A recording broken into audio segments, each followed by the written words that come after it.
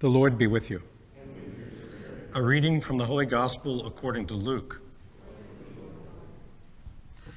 Jesus returned to Galilee in the power of the Spirit, and news of him spread throughout the whole region. He taught in their synagogues and was praised by all. He came to Nazareth, where he had grown up, and went according to his custom into the synagogue on the Sabbath day. He stood up to read the scroll and was handed a scroll of the prophet Isaiah. He unrolled the scroll and found the passage where it was written, "The Spirit of the Lord is upon me, because he has anointed me to bring glad tidings to the poor.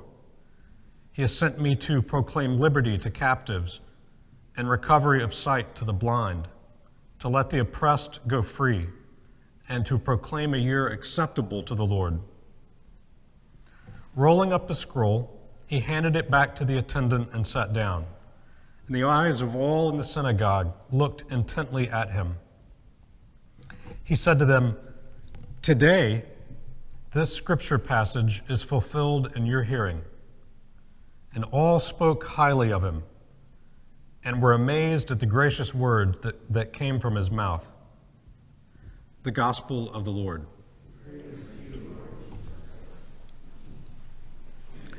You might remember the days of air travel, excuse me, and you'll remember that airlines were starting to offer all different ways of pricing. If you wanted to sit closer to the front of the plane, it was $120 more. If you wanted extended leg room, it was $75 more. If you wanted to take a bag and carry it on, it was $50. If you wanted to take a bag and check it, it was $75.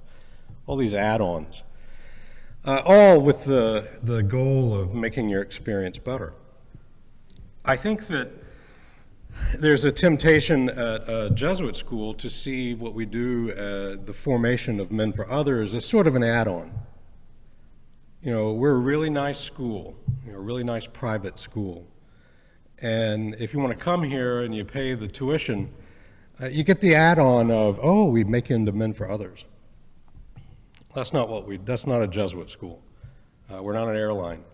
And this Men for Others thing is not an add-on to make you nice or to make your experience better. What we're trying to get at is what is the core of a human being.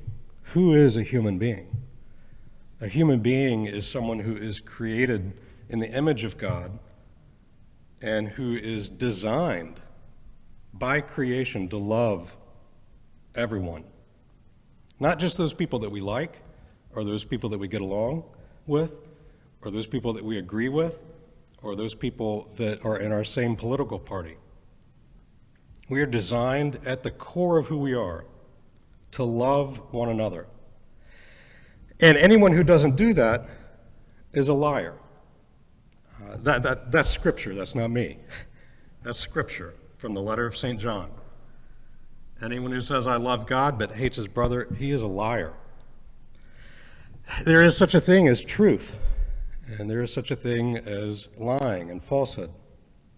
The truth is we are created to love one another. We're seeing in our country right now what happens when we don't follow the truth, when we don't follow the truth of who we are as human beings. It leads to chaos. It leads to hatred. It leads to the verge of war. In fact, you could look around the world and all of the disagreements and wars and conflicts between humans are really based in denying this one fact of who we are, that we are created by God to love one another. Anyone who doesn't do that is a liar, and those who follow the path of lies will lead to chaos and war and division. And we saw that yesterday. If you follow the path of a lie, it leads to war. That's it. At our core, we are called to love one another.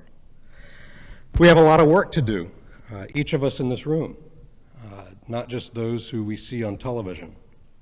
But we have to dig down deep into ourselves and find this nugget of truth that's been put there by God, that not only are we called to and designed to love one another, but we have the capacity and the capability to do it. It's there inside of us, especially the capacity and the ability to love those who we find least lovable. It's in there. Look deep. It might be hidden, but it's there, and it leads to peace.